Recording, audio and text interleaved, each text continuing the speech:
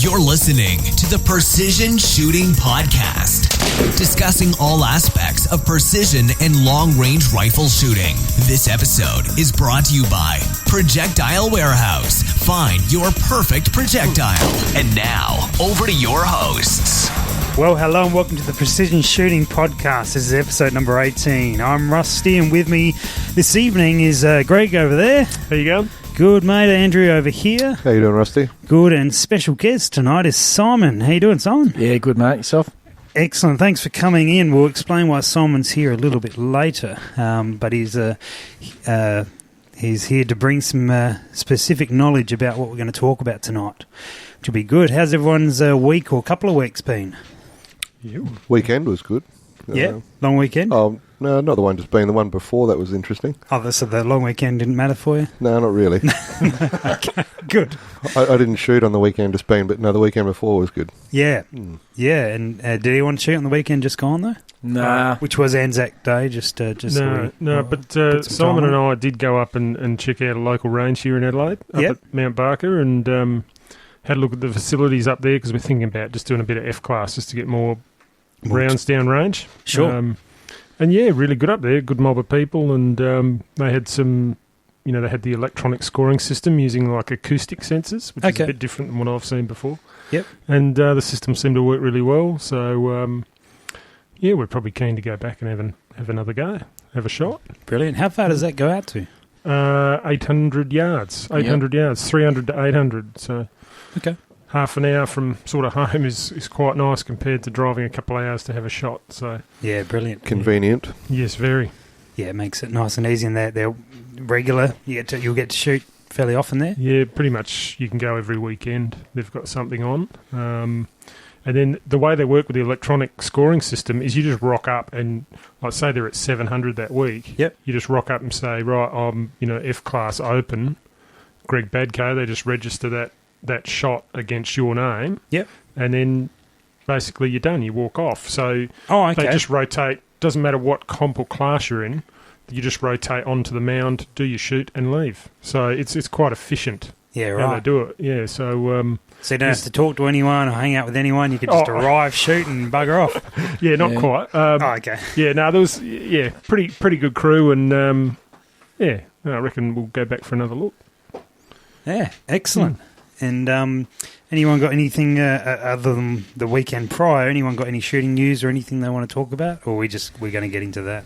Probably have to get into that. Yeah, pretty keen. I did pick up a little Vortex Venom I'm going to put on like a side mount on one of my scopes, on one of my rifles. Anyway, that's... is that the little 45-degree mounted jobby, is it? Yeah, that's the idea. On one of the rings, have a 45-degree pick rail. And just to be able to use it in close-in shots if you dialed out a fair way. I don't know if I'll ever actually use it, but it's something cool to have an option there. It'll make you look a bit cooler, probably. Yeah, I need all the help I can get, really. So, yeah, very good. Well, I guess what we're alluding to about the weekend prior and the reason Simon's with us this evening is it was the Southern Shooters Precision Rifle Invitational. And I think we didn't do a podcast last week because we were all a bit too wrecked from actually... running it, so we've delayed a little bit, but we wanted to have a bit of a chat about it and talk about it. And Simon was one of the stage officers there. So, how'd you enjoy it, mate? Actually, it was really, really cool. I got a good appreciation for the amount of effort that goes into running it. Yep. Seeing how many of sort of us stage officers it took to run 4 stages at a time, plus guys verifying hits. Yourself running around in between, making sure things were going smoothly.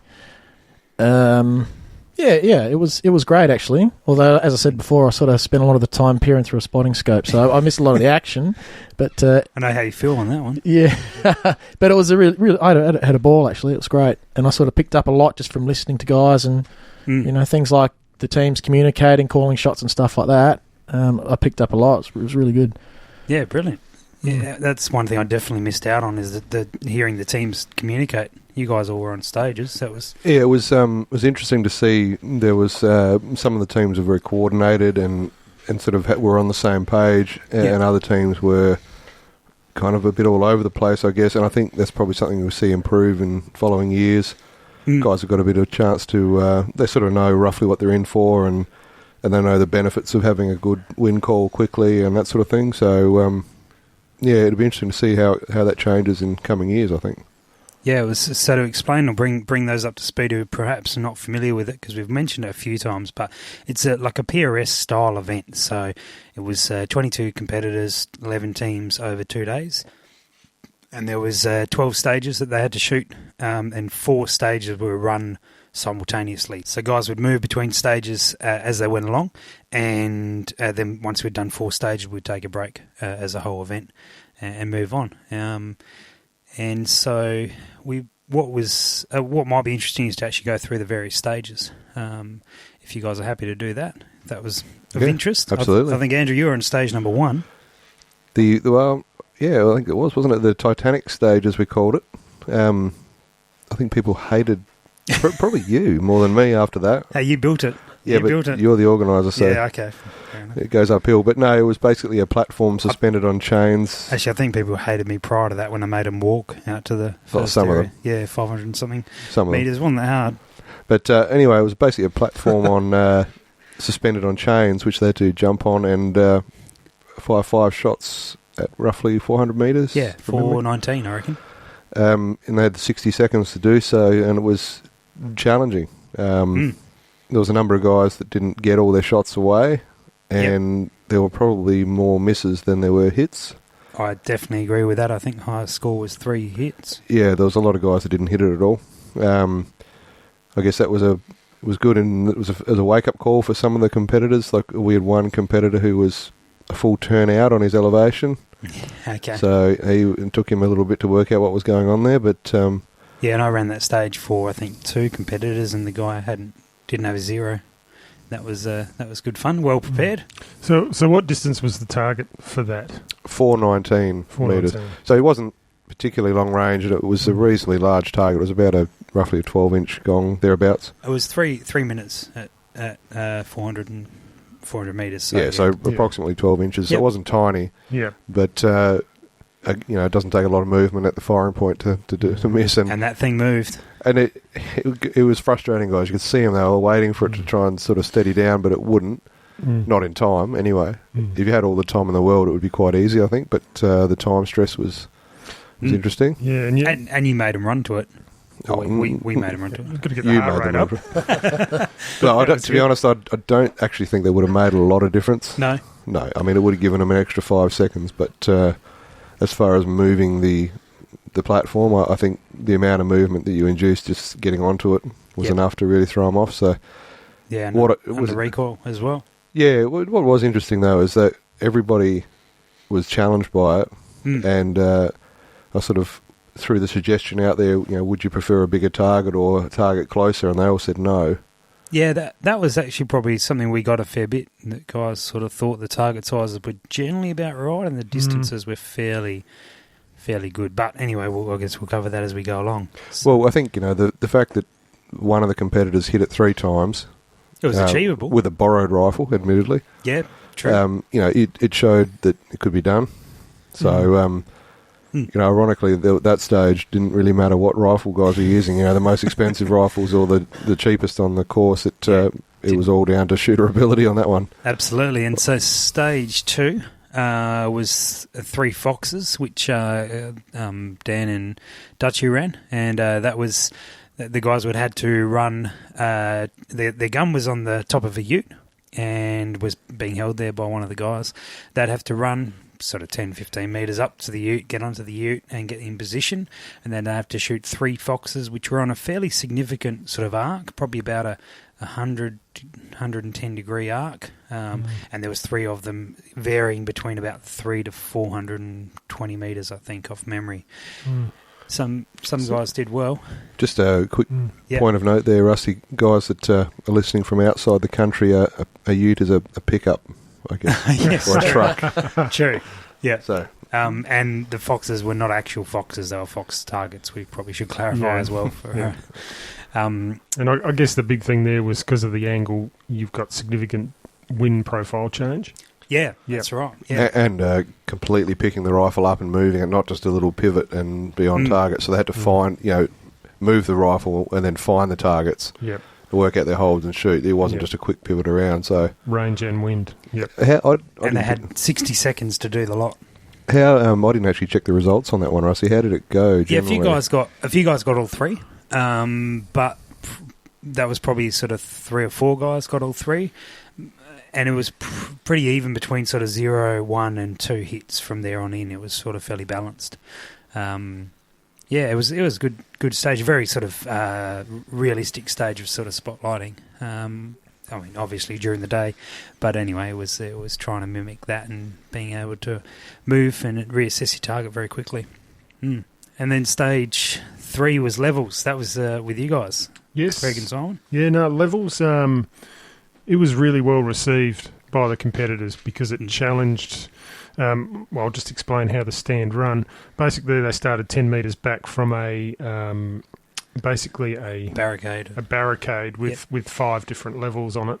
They'd run forward, start prone, and then there was a sequence of different positional heights they had to negotiate within 90 seconds. At each height, they had to fire off 2 shots. What was the distance again? It was 330, 335, something like that. 335, yeah. Around that anyway. It challenged a lot of guys. It challenged a lot of guys in terms of their gear and their positional sort of game. And they sort of, a lot of guys stepped back from it going, well, that wasn't real flash. Like, I didn't do well. But they were sort of smiling going, but I know I can fix this. I can fix this. I can practice this, and...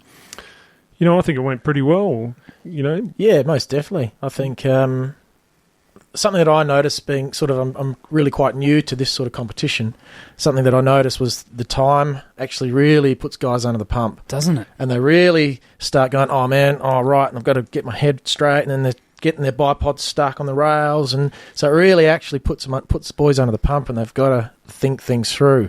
Yeah, they've got to make sure, they've got to count their rounds off, they've got to figure out how they're going to move between the different levels. Yeah. And if I remember correctly, you had 120 seconds to complete it, but a bonus if you hit it under 90. That's correct. Right. If you got correct. Yeah. And we actually had guys, we had one guy, you had one of those proper shot timers, which on that stand was just absolutely fantastic. And because we had one guy who, and I've forgotten his name, who actually fired off his last shot at 90.27 or something. Maybe it was Nick. Yeah, and Nick, that within the rules qualified as the last shot for the. So it came down to 0.03 of a second. Yep. On that he got the bonus point. So if we didn't have that little gadget, you wouldn't have known. We wouldn't have known. So that was pretty cool, and there's certainly one of the more exciting ones to watch. I've watched some of the videos since I didn't see it live, but it's certainly more exciting to watch. There was probably 2 guys that really excelled at that, and I think it was obvious they'd done some level of practice, whether it was just a small amount or they've done competition before. I think Matt from the Northern Territory, he'd definitely done something like that before, and he won that stand. He did win that stage, and I think Will did really, really well on that stage. He was very smooth. Smoothest mag change I've seen. He did really well. And, to go through that smooth, there's some level of practice, we had a lot of malfunctions. Jamming when and they went down on their guts, filling their receiver full of sand and, just so keen, throwing themselves on the ground and kicking sand into their action and just some of those sort of things that really tested their gear. Yep. And then there was one level that they really struggled with. That was the last one, wasn't it? The last one. One level up. Yeah, some guys. Andrew designed at that height, and it sucked. Yeah, I just did it on orders. So So really good positive reaction from that stand. I guess Simon, from sort of your perspective, you're not a new shooter, but you said you're new to this style. But from a hunting perspective, it's not often you're going to get the ideal rest and that sort of thing. So you're going to have to take anybody that's hunted a lot knows, if you've got a tree or something like that, you'll use it if you can. And it's not going to be the ideal height branch or a fence post or whatever it is. So, or you have other disabilities like you're left-handed. Yeah, well, that kind of puts you really behind the 8 ball. But, I mean, you've got... You're not even going to let him respond? I'm just waiting. Just buying your time. But, I mean, like that. What I liked about the comp in general was it didn't unduly advantage any particular type of shooter. If there were guys that were really experienced on prone shooting on the range, they would do well in some stages, but not in others. So, conversely, if there were hunters that were, very experienced hunters, they're going to do well at a lot of stages, but maybe not so much at others. So, that's that. I mean, and it's very practical, which is what I really enjoyed about it, and which has actually got me thinking about it since we sort of went through the weekend. Is it's very practical, and there's something for everyone there. So, I guess the hunting elements. I mean, you're exactly right, Andrew. It's all about you might have to lean back on a tree and lift a knee up and twist your slinger around your elbow and try and wedge it in to get that shot off if it's not a perfect height, if it's not quite leaning, not quite prone. So you got to kind of make do. Yeah, I think you're right. The hunter element really comes into it with that stage. So yeah, very very adaptive. And that I did shoot that one previously from that second position up, and it was a terrible position to try and get into. Yeah, not pleasant at all. So blame me. Yep. Why not? Good. And so stage 4. Now, stage 4 was meant to be a STS-sponsored stage, and unfortunately for those who have heard our podcast with Sean, and we're all pretty good mates with Sean, Sean had a medical issue the day before the comp and was unable to make it, and fortunately enough he's recovering well now, but we had to... He planned a stage for that with a bunch of targets, and neither the stage nor the targets would have arrived. So we sort of had to come up with something a little bit off the cuff for that. And surprisingly enough, it actually turned into one of the more favourite stages of the weekend. That it did, yeah. There was a lot of talk on that stage that evening, yeah. I guess it was just like a stroke of luck. We had enough targets to sort of make do, yeah. So, Rusty... I didn't actually get to see that stage again, but if you could just sort of, for the listeners, sort of outlay what that stage involved. I again heard it was quite popular. Yeah, so there was 2 targets, one at sort of about 480 and one about 420, and they were relatively large targets. Realistically, they were probably somewhere around sort of 4 to 5 minutes of angle at those distances. The challenge really came from the guys having to shoot from 2 different shooting positions that would have been about a 10 to 15 metre dash between each. And from one position, it'd be, once again, significant angles, very significant angle change. They'd be shooting from one position on their weak shoulder and then the other position on their strong shoulder.